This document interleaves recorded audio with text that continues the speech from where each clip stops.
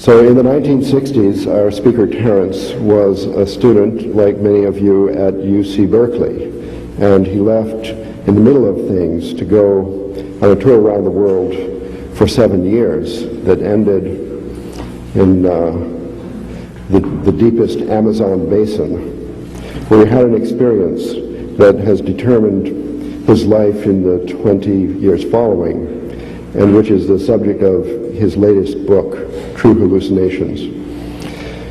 So now in this historic moment, after all this time, Terence will ascend the platform of the University of California for the first time. What I thought I would talk about when I was approached to do this, the pressure was to say something new, which is a heart-sinking pressure to a warhorse of the lecture circuit. I started out thinking I would never repeat myself and sometimes wonder if I'll ever have a new idea again. But what I wanted to talk about this evening was illusions. And I called the lecture The Taxonomy of Illusion, because I think it's interesting to attempt to classify and relate the various kinds of illusions that stand between us and that presupposed naked, radiant truth.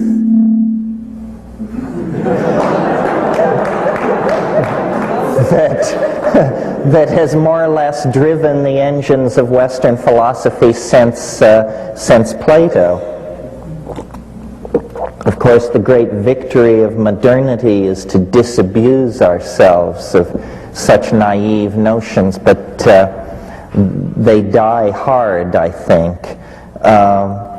Ralph mentioned my latest book, and I don't intend to talk about the book particularly, but in the book I quote the only piece of poetry in the whole thing, not written by me. I now see that I seem to have lost it. Oh no, here it comes up. But it relates to this on many, many levels, this question of illusion and the relationship of the self to the real and where the world falls in that equation, and the limits of knowledge and all that other good psychedelic stuff that needs to be considered. The quote is from Pale Fire by Vladimir Nabokov, and if you don't know this book, you should. It is without doubt one of the funniest books in the English language, and it takes the form of a very long poem and then the commentary upon this poem. The poem is written by a character that Nabokov creates named John Shade, and the part that I want to call to your attention this evening runs like this. That rare phenomenon, the iridule, when, beautiful and strange, in a bright sky above a mountain range, one opal cloudlet in an oval form reflects the rainbow of a thunderstorm which in a distant valley has been staged, for we are most artistically caged. Now, this is a very strange piece of poetry. This is not like even Wallace Stevens at his most obscure. In the first place, this word, the iridule, you won't find this word in any dictionary, and yet I sensed that this is obviously the word for this phenomenon. I know what he's talking about. I have seen this opal cloudlet in an oval form which reflects the rainbow of a thunderstorm in a distant place. We're in the realm of mirage, and nature as mirage, and nature as mirrored labyrinth. And then the final point, and I'll go through all this in the course of talking to you. But the final line about being artistically caged, this is, I think, where the psychedelics come in. Because psychedelics allow one to pierce beyond the veil of cultural illusion, beyond the linguistic momentum of what has been handed on. The faith of Tantra and magic and psychedelics is that the apparent intransigent appearance of the world can somehow be overcome by an act of magic. I used to collect Tibetan thangkas, and the texts which go with some of these thangkas, I remember one in particular which, coming out of the Tibetan, the translation was, all things being reversed, the great Hla, the great God, appears instantly. You see, the precondition for magic is the reversal of causality somehow. And as moderns, we have grown to give great credence, I think, to the idea that the world is largely a linguistic structure, largely created through the participation of the observer. But we have not been able to take that perception and turn it into a technology.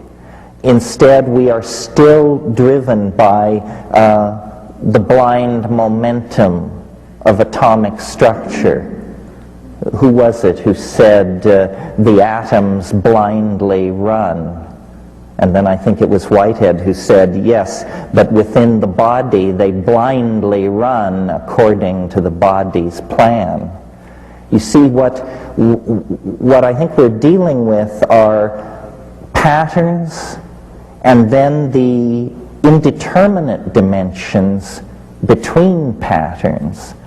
And it's in those indeterminate places, within the interstices of reality, that the observer is able to establish him or herself and then model back the world. The reason I wanted to talk about a taxonomy of illusion was because I thought it was important to relate the various styles of hyper-seeing, non-seeing, and mis-seeing together, because I think that the heuristic consequences of doing that are to realize just how shifting the sands are upon which the ontological edifice of Western thinking rests. I mean, that's always the point, you see, to deconstruct Western civilization, because Western civilization, the toxic consequences are now clear for everyone to see.